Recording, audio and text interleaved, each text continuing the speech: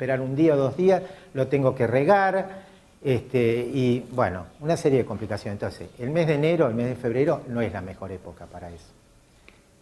Las mejores épocas son normalmente fines de invierno, principio de primavera, o si no, también fines del verano, principio de otoño, cuando a lo mejor todavía no hace demasiado frío. Entonces también si tenemos alguna gramilla, algo que forma parte, no la vamos a recibir con una helada, la vamos a recibir con una temperatura templada. Pleno invierno se podría hacer, pero tendría el inconveniente esto: si yo instalo esta gramilla, que me la traen verde, y la instalo y tengo una helada en los próximos días, enseguida va a estar amarilla. A lo mejor va a rebrotar, pero va a tardar en rebrotar, porque está amarilla por el efecto del frío. Entonces por eso les digo, siempre, como cuando tenemos que hacer un trasplante de una planta, no lo hacemos en pleno verano, lo hacemos en otoño o en primavera, cuando las condiciones son un poco más templadas. La otra manera de implantación es, como les decía yo, por esquejes, por gajos. Es una manera que para una superficie no muy grande se puede hacer, se cortan, son plantas rastreras, cada tantos centímetros tienen raíces, prenden con mucha facilidad, y entonces uno dice, bueno, cada 20 centímetros, cada 30, depende de las ganas de trabajar que tenga la persona que lo instala, ya sea uno o si es un jardinero, ¿no? Y hay que regar bastante, la tierra hay que prepararla igual. Ahí el principal problema que tenemos es que hasta que se logra una cobertura, pueden pasar 1 mes y medio, 2 meses, una cobertura mediana. ¿Y qué pasa? Van a aparecer malezas, porque cualquier tierra que nosotros usemos, sea la misma que teníamos, o sea tierra que agregamos de otro lugar, seguramente van a venir malezas, semillas de maleza. Y esas semillas de maleza van a competir y van a empezar a aparecer y las tengo que ir eliminando. Entonces, ese es un inconveniente que tiene esa manera de implantación. Para una superficie chica, para una cosa un poco casera, se puede realizar. Con respecto al mantenimiento del césped, hay una serie de pautas que nosotros tenemos que seguir o que tenemos que recomendar, porque lo ideal es que si nosotros implantamos un césped como parte de un proyecto, a los 2 meses no venga la persona a la cual le hicimos el trabajo y nos diga, no quedó nada. Bueno, pero ¿qué pasó? ¿Hizo determinadas cosas que tenía que hacer? Entonces, hay que tener en cuenta el riego, hay que tener en cuenta después, con el paso del tiempo, la aireación que tiene el césped. El césped, como cualquier planta, tiene raíces que necesitan aire. Las raíces necesitan aire, por eso el suelo, cuando las plantas crecen mejor, es cuando el suelo está suelto. Entonces, si se compacta mucho, si se pisotea mucho el césped, se pierde el aire que hay entre las partículas del suelo. Entonces hay una serie de máquinas que se usan mucho, y ustedes a lo mejor alguna vez vieron en las canchas de golf, que lo que hacen es hacer agujeros, ahí tienen detallados, hay unas que son como sacabocados, hay algunas que se hacen para uso personal, con algún elemento sencillo, para ir sacando como bocados del césped. Esos huecos que nosotros vamos haciendo permiten que penetre mejor el agua de riego, permiten que la tierra se airee, le quitan compactación. Entonces todos esos son recursos que sirven. Ahí figura algo que se llama top dressing, que es simplemente cuando se tiene un césped un poquito deteriorado, porque a lo mejor perdió calidad del suelo, porque no era un suelo bueno, o porque no fertilizamos un poquito cuando lo implantamos. Es importante fertilizar un poquito cuando se implanta, sobre todo con fósforo, porque el fósforo actúa como arrancador. Si a la tierra que removemos nosotros le agregamos un poquito de algún fertilizante en base a fósforo, va a producir un efecto de arranque mucho más rápido, y entonces se va a ver mucho mejor.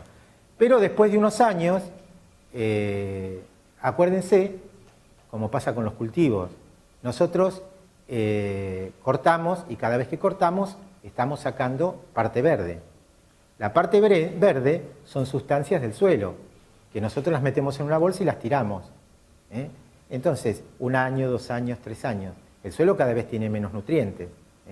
Y lo que naturalmente se transforma en la materia orgánica que se descompone y volvería al suelo, la mayoría de las veces, por una cuestión de estética, la retiramos del césped. Entonces, evidentemente, cada tanto tenemos que fertilizar un poco. Entonces, la fertilización, con ahí dice, por ejemplo, en el apunte, nitrato de potasio, le agrega nitrógeno, le agrega un poquito de potasio y hace un efecto vivificante del césped, de un césped viejo. Otra manera es hacer eso, que dice ahí top dressing, que es simplemente tenemos un césped que ya viene un poquito deteriorado o que en el caso de gramillas que sufrieron por el frío, quedaron muchos tallos y pocas hojas, o se han producido desniveles, que a veces ocurre, que el terreno cede un poquito en algunos lugares, por la lluvia, por algo. Entonces lo que se hace es colocar sobre el césped que tenemos, sobre todo antes de que empiece la brotación de primavera, una capa muy finita de tierra de buena calidad con arena, como les decía antes. Entonces eso se desparrama por arriba, se trata de que penetre entre esos tallos que hay, que vaya cubriendo si hay imperfecciones de nivel, en los lugares donde está más bajo poner un poquito más, a donde está alto no hace falta. Entonces, y después de eso, regar siempre con lluvia fina, y esa tierra se va acomodando entre los tallos y va mejorando las condiciones del suelo, le va dando unas condiciones de aireación mucho mejor que lo que tenía. Y eso puede producir una renovación del césped sin necesidad de cambiarlo. Permite eso fundamentalmente. Fertilización, riego, depende del tamaño, el riego que podemos implementar. Si se trata de un jardín urbano, a veces simplemente con tener una manguera y unos regadores que se puedan adaptar, se puede cubrir perfectamente. Si es el espacio más grande o si la persona tiene interés en no tener que tomarse la molestia de regar, se puede instalar un equipo de riego. Hay muchos tipos, Rosana después le va a hablar algunos detalles sobre eso. La otra cosa que tenemos que tener en cuenta es que pueden aparecer problemas de enfermedades o plagas. Unas que pueden ser comunes es lo que yo les mencioné antes, que es aparición de hongos en los lugares donde hay mucha humedad. Sobre todo si hay muchos días de lluvia y temperatura elevada. Ustedes saben que condiciones de temperatura elevada y humedad elevada favorecen que aparezcan hongos. Entonces al césped lo afectan, a algunas especies más, a otras menos. Si tenemos una buena nivelación, que no se junta agua, o hay un buen drenaje, que el suelo tiene esponjosidad y el agua se infiltra, no tendríamos que tener problemas de enfermedades de este tipo. Pero a veces ocurren, y ¿cómo nos damos cuenta? Porque en el césped aparecen manchas. Esas manchas tenemos que pensar, ¿estuvo bajo agua 2 o 3 días el césped o con demasiada humedad porque llovió demasiado y había temperatura elevada? Bueno, ahí está el problema. Entonces, una cosa que podemos hacer es, cuando tenemos ese problema, dejar de regar un poquito, para que se empiece a secar. Y donde las condiciones empiezan a ser más secas, generalmente los hongos empiezan a desaparecer. No hace falta, en un caso extremo se podría usar un fungicida, pero normalmente no hace falta. Con administrar un poco el agua, que no esté demasiado húmedo, eso se va solucionando solo. Las gramillas y todo eso rebrotan muy fácilmente, así que empiezan a cubrirse otra vez. Otro problema que podemos tener es que haya algún tipo de plaga. Normalmente nosotros no nos damos cuenta, o a veces nos damos cuenta cuando nos sentamos y hay hormigas, ¿no? Al hacer un picnic aparecen las hormigas. Pero el césped es algo vivo, que tiene una consistencia y donde vive mucha clase de animalitos de todo tipo. Entonces, lo cual es beneficioso, porque muchos de esos animalitos hacen cuevas, se meten en la tierra. Por ejemplo, si hay lombrices, perfecto, porque las lombrices van haciendo galerías y eso se va llenando de agua cuando regamos, cuando llueve. Las lombrices nunca son perjudiciales para nada, pero de repente puede aparecer algún tipo de insecto que nos puede perjudicar. Las hormigas normalmente no son adeptas al césped. ¿Por qué? Porque suele ser duro el césped. Es mucho más rico un rosal, una planta de esas que son más caras. Aparte, a las hormigas les gustan las plantas caras. Eso es una cosa que se descubre después de hacer un tiempo de jardinería. Les gustan más las plantas caras. Entonces, normalmente no se comen el césped. Tienen que estar muy hambrientas de que no hay nada, entonces van a atacar el césped. Pero si no... Ah, bueno, hacen el caminito, eso sí, lo cortan. De todos modos, un chisme, por las dudas que no lo saben, que es, para mucha gente es novedoso, las hormigas no comen lo que se llevan. Lo que se llevan al hormiguero no lo comen. Lo que hacen es juntarlo en el lugar más húmedo del hormiguero para que se formen hongos. Y las hormigas se alimentan de esos hongos. O sea, más de uno se quedó así como... por eso es para el toque de atención. Las hormigas no comen plantas, las hormigas comen hongos que crían en el hormiguero.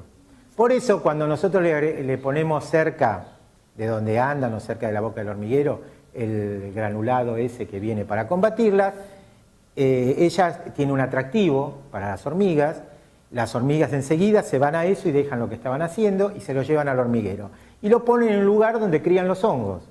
Esos granitos que parecen palitos de yerba, así, una cosa parecida, un poco más marrones, mirex, con la humedad explota así, como si fuera un maíz que se hace pochoclo, se abre así, entonces envenena todo el menú que tienen las hormigas. Por eso, si no al otro día, a los 2 o 3 días, el hormiguero desapareció. Bueno, pero normalmente no tenemos problemas de hormigas en el césped. ¿Qué insectos pueden ser problemáticos en el césped? Los grillos. Hay un tipo de grillo que se llama grillo topo, que son especialistas en comer raíces. Entonces, si hay grillos de este tipo, podemos encontrar que aparecen también manchas, plantas que se secan dentro del césped y seguramente puede haber alguno de estos grillos. O si no, puede haber una proliferación muy grande de bichos bolita. Los bichos... Yo tengo agujeritos en montañitas. Ahora vamos, pero las montañitas no son del grillo topo. Agujeros puede ser, pero no montañitas. Las montañitas son de algo muy común en esta zona, que es el bicho, ahora se me fue, el bicho, los cascarudos, esto. Sí, los escarabajos negros, los bichos toritos, exactamente. Bueno, el bicho torito, si ustedes hacen un pozo en cualquier lugar acá de tierra negra de buena calidad, van a encontrar unos gusanos blancos que son transparentes. Bueno, esa es la larva del bicho torito. El bicho torito vive varios meses bajo tierra en forma de larva comiendo raíces. Cuando llega el momento, que es ahora, primavera, fines de primavera, casi verano, empiezan a formarse los adultos, que los adultos son ese cascarudo negro que camina muy lento, que es muy fácil de descubrir, pero mientras tanto estuvo bajo tierra bastante tiempo comiendo raíces. Si hay 1, 2 o 3 en el jardín, no pasa nada. Si hay cientos, sí, porque nos come las raíces del césped, entonces pueden aparecer manchones. De todos modos, cualquier problema de insectos que pudiera haber en un césped, de cualquier tipo de insectos, hay unos insecticidas que se llaman insecticidas de suelo, que se aplican directamente regando el césped, que con el agua de riego o de lluvia van penetrando y cualquier insecto que haya desaparece. Siempre en la vivienda hay mascotas. Ah, por supuesto. Tengan cuidado con cualquier tipo de, bueno, eso con cualquier tipo de producto. Con los hormiguicidas granulados, sobre todo con el veneno que se usa para caracoles y babosas. Les suele gustar a los perros, porque es parecido al alimento balanceado que consumen. Un pequeño truco, si tienen que poner, porque hay babosas y caracoles y la mascota es un poco atrevida así, consíganse una teja española. Ustedes las conocen muy bien, yo que les voy a explicar qué es una teja española. Bueno, una teja española, entonces, por debajo de la teja española, que tiene esta forma, ponemos una latita o algo con el veneno para caracoles. ¿Mm? Un perro, salvo que sea un perro muy grande, no va a dar vuelta esa teja española.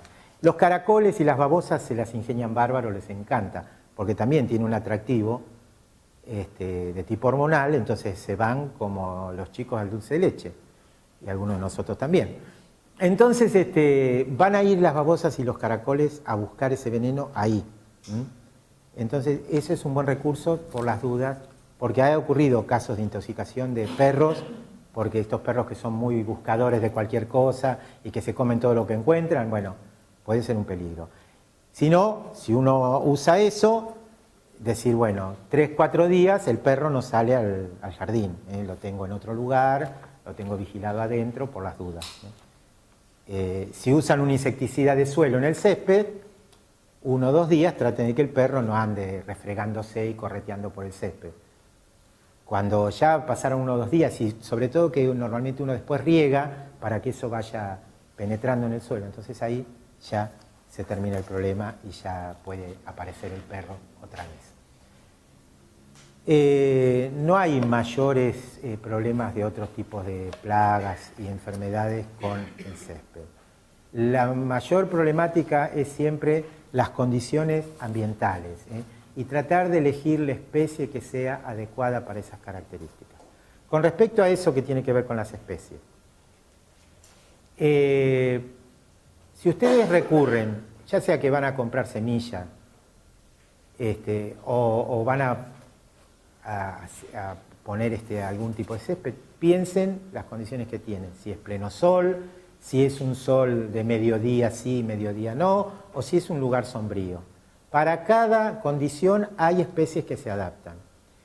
Si ustedes van a comprar semilla, y le van a preguntar al que vende la semilla de césped y le van a decir, ya viene envasado incluso, quiero una mezcla que sea para media sombra o quiero una mezcla que sea para pleno sol, porque va a tener 3 o 4 especies.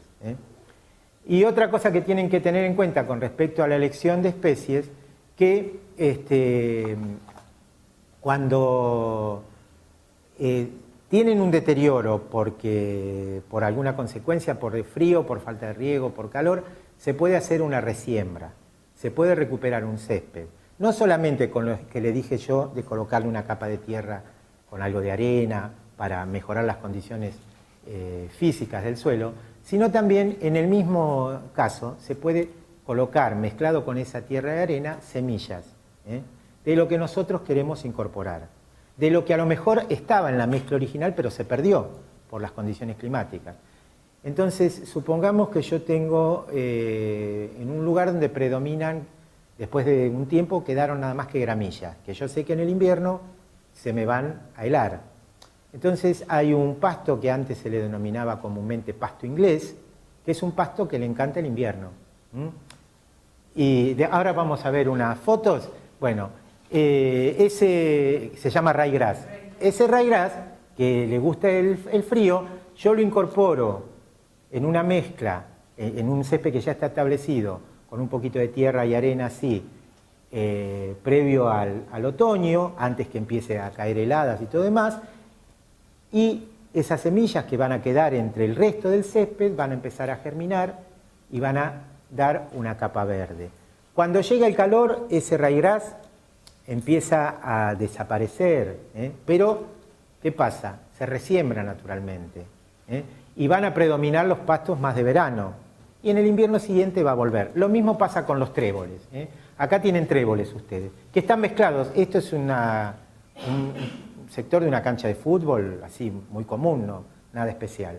Bueno, donde los tréboles, todavía venimos con temperaturas bastante bajas, todavía están bárbaros, pero están semillando. Van a caer estas semillas. Y a partir de ahora va a empezar a haber más gramillas y más pastos de verano. Pero después en el otoño, cuando empiece el frío, esas semillas de trébol van a empezar a brotar otra vez y vuelven a aparecer. Ahora, no nos tiene que importar que haya varios tipos de césped mezclado. El efecto de uniformidad se logra con el riego y con el buen mantenimiento y con el corte. Y ahora que dije corte me acordé de algo. El corte. Si está bien nivelado, se puede hacer más bajo. Si no está muy bien nivelado, porque trabajamos sobre un espacio grande que ya estaba y que no se hizo un trabajo de nivelación, entonces conviene cortarlo un poco más alto. ¿Por qué? Porque disimulamos errores. Si yo tengo un terreno desnivelado y tengo una cuchilla que pasa a mucha velocidad, en los lugares que esté más alto me lo va a pelar y en otros va a quedar verde, entonces queda desprolijo. Entonces yo sé que tengo un espacio no muy bien nivelado, lo tengo que cortar un poquito más alto. Cuando si tengo predominio de gramillas o algo así, en invierno conviene cortarlo un poquito más alto, porque ese centímetro más alto que queda el césped protege sobre todo a los tallos de la gramilla. Y aunque se amarillee un poco, en la primavera va a brotar con más facilidad. Si es verano, yo puedo cortar más corto. Cuando yo corto con regularidad, también evito un problema que no lo mencioné, que me olvidé, que es el problema de las malezas.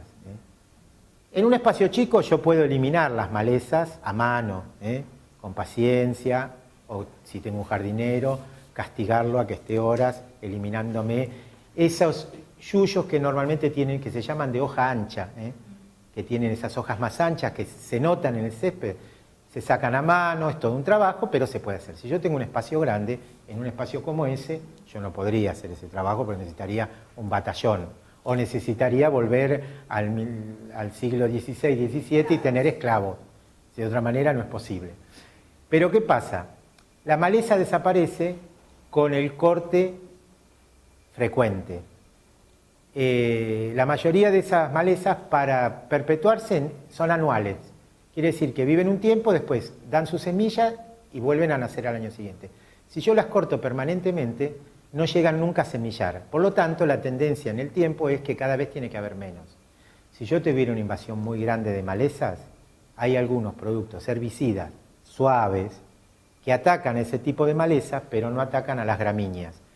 Casi todos estos, los tréboles no, pero las gramillas, el raigrás y todos esos son gramíneas, son una familia de plantas, y hay herbicidas que sirven para eliminar otro tipo de especies, pero no las gramíneas. Lógicamente, la tengo que usar con moderación, no litros y litros de herbicida, porque si bien normalmente no atacan a las gramíneas, tampoco no es bueno.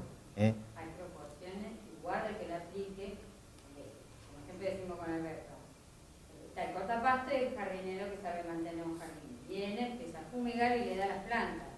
Sí, aparte, si usamos un herbicida, claro, si usamos un herbicida, limitarnos al césped, claro, generalmente se hace con regadera, con algo que lo podemos controlar. En general, cualquier producto químico que ustedes usen para insectos, para controlar malezas, para cualquier cosa, acuérdense de usarlo con moderación y como corresponde. La utopía es una utopía de tener un espacio verde orgánico, ¿no? No. Por ejemplo, si vos un césped lo cortás con mucha frecuencia y las malezas las eliminás a mano, es perfectamente orgánico. Suponete las enfermedades de las plantas, hongos, eso. Es difícil. Dice que dicen remedios caseros. Hay remedios caseros, hay remedios caseros, hay purines que se hacen con ortiga. Yo por ahí tengo una hojita que les puedo traer. Pero tiene que ser una persona que esté y tiene que ser una superficie limitada, porque un espacio muy grande es muy difícil trabajar, tratar de usar ese tipo de remedios. Ahora, igual yo creo, en lo poco que sé de todo ello, que también se van compensando las cosas. A veces te ataca, yo tengo un terreno más chiquito, es bastante rústico. Me doy cuenta que, por ejemplo, tengo un cerco que de repente en un momento del verano está afectado por, no sé, unas cositas como blancas, no sé bien, no es cochinilla, es alguna otra cosa. ¿de qué es el cerco? De Bonimus, que evidentemente hongos, esos son hongos. Muy lindo allá porque está seco, muy seco. Entonces, es un cerco que en general está bien. Pero así como lo ataca la enfermedad, al mes ya no la tiene. Y porque cambian las condiciones. El evónimo es una planta que es muy afectada por hongos, que producen esa pelusa blanca. Un tipo de hongo que el evónimo sobre todo es uno de los más afectados. Y también lo atacan mucho las cochinillas, que son como esas cascaritas. De repente yo veo que a veces, sin meterle nada... No, porque simplemente cada enfermedad o cada plaga también, porque a veces los insectos también, depende mucho de las condiciones climáticas.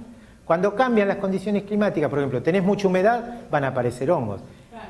Hay 20 días de clima seco y los hongos van a tender a desaparecer o por lo menos a ser menor.